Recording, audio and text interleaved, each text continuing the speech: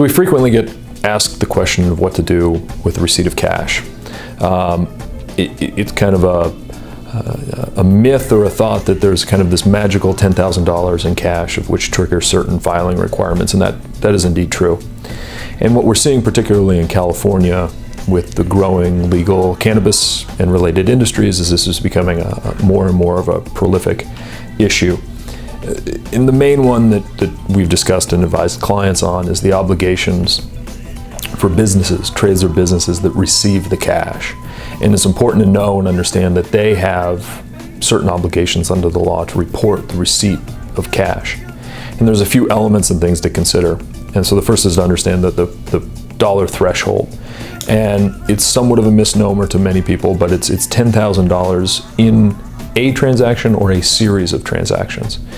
And that becomes important when the payor is trying to structure out their payments to avoid the reporting requirements, which we can return to in a moment, and what becomes then potentially a criminal matter in structuring deposits.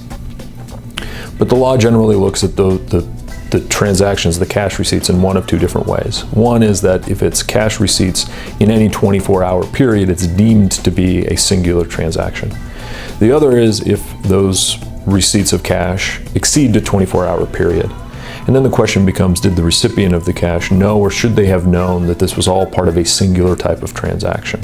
So it wouldn't make a difference if the individual making the cash payment gave you $6,000 on day one, $4,000 on day 4, and another $1,000. All of that would be deemed a singular transaction, triggering the reporting requirement. The reporting requirement itself is a Form 8300. It is required by law, not only by the IRS, but also the Bank Secrecy Act. It requires the recipient to fill out certain information about the payor's identification, the date of the transaction, etc., and file it with the IRS.